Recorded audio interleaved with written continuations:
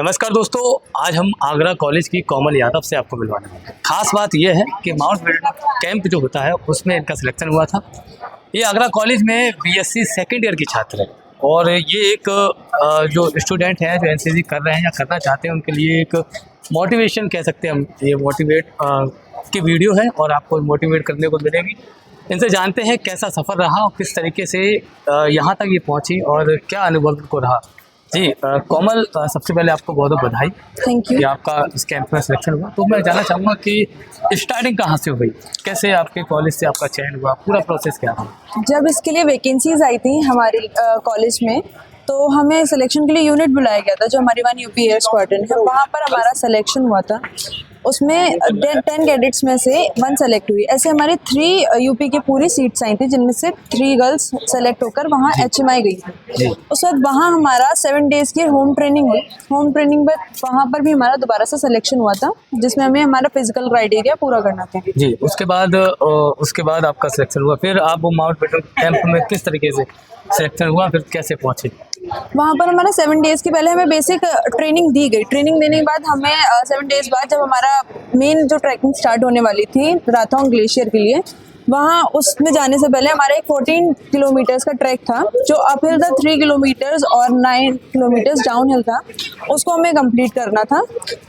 वो उसके लिए हमारा टाइम दिया था हमें 2.5 आवर्स, जिसमें हमारा बैक पैकेज मिनिमम 15 kgs का होना चाहिए था। और उसको जिसने कंप्लीट किया था, टोटल 67 अप्रॉक्स कैडेट्स थे वहाँ पर, जिनमें से 67 में से 42 कैडेट्स को सिलेक्ट करके हम ऊपर लेके गए थे वहाँ पर। जी, इसके अलावा उसमें जो कैंप की बात करें तो किस तरीके की ट्रेनिंग रही, क्या क्या आपको वहाँ सीखने को मिला?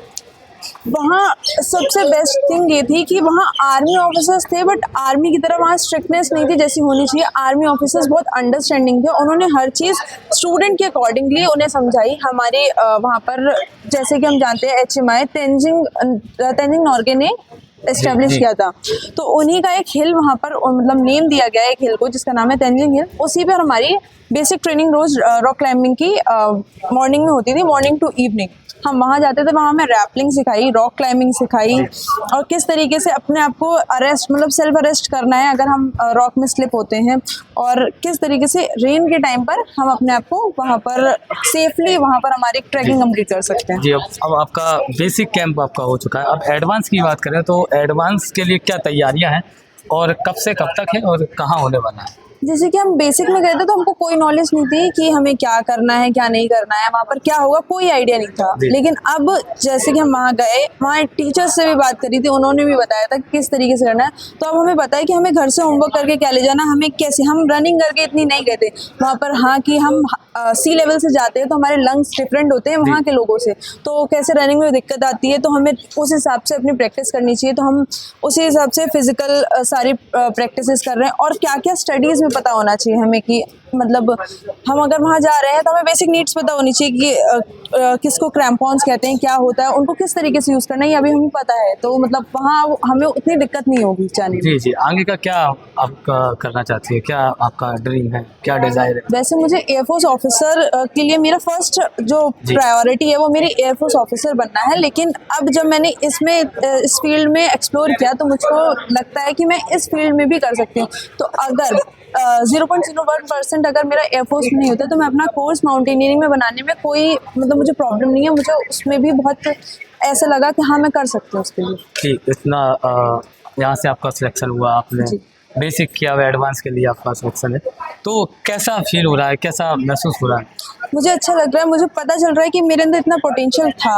और मैं ये कहना चाहूँगी कि एनसीसी लेकर मैंने कोई गलती नहीं करी कि एनसीसी एयरविंग जब मैंने चूज़ करी तो बहुत सो ने कहा कि इसमें टाइम वेस्ट होता है, स्टडीज़ जारी नहीं होता, बहुत अंडरस्टैंडिंग होती है। जिस आपके स्टडीज़ टाइम से एनसीसी का टाइम डिफरेंट होता है और उसको हम दोनों को बैलेंस करके चल सकते हैं। और अब मुझे जो कैंप करके मिल रहा है तो इसमें जैसे आजकल सबको फ्यूचर बनाना है तो इस एनसीसी के थ्रू हमें फ्यूचर में बहुत कुछ हेल्प मिलती है। जी जी, नहीं अक्सर ये भी कोमल देखा जाता है कि जो स्टूडेंट हैं वो एनसीसी से भागते हैं, एनसीसी नहीं लेते हैं। तो आपको लगता है कि उनका कहना रहता है कि टाइम का थोड़ा टाइम जो है वो वेस्ट होता है इसकी वजह से? नहीं, इसमें कोई टाइम वेस्ट नहीं हो रहा है। आप अगर यहाँ पर आप कहीं पर भी बेसिकली जा रहे हो, कहीं अगर आप अपना टाइम इन्वेस्ट कर रहे हो, तो वहाँ आपको, अगर आप 10 दिन रेगुलर जाते हो तो वहाँ आपको कुछ ना कुछ सीखने को मिल रहा है। कहीं टाइम वेस्ट नहीं होता। बस ये होता है कि ये हमारी मेंटेलिटी के ऊपर है कि हम उस तरीके उस टाइम पर अपने माइंड को कहाँ लगा रहे हैं। एनसीसी हर स्टूडेंट को लेनी चाहिए। हाँ, मेरे ख्याल से एनसीसी हर स्टूडेंट को लेनी चाहिए, क्योंकि उससे आपके फ्यूचर में भी बहुत ज़्यादा हेल्प हो रही है। मतलब नॉट ओनली कि हम फ्यूचर में करियर में क्या कर रहे हैं, करियर के अलावा भी आजकल जिस हिसाब से एनवायरनमेंट हो चुका है, हमें फिजिकली भी फिट रहना चाहिए, तो फिजिकली भी बहुत हेल्पफुल है एनसीसी।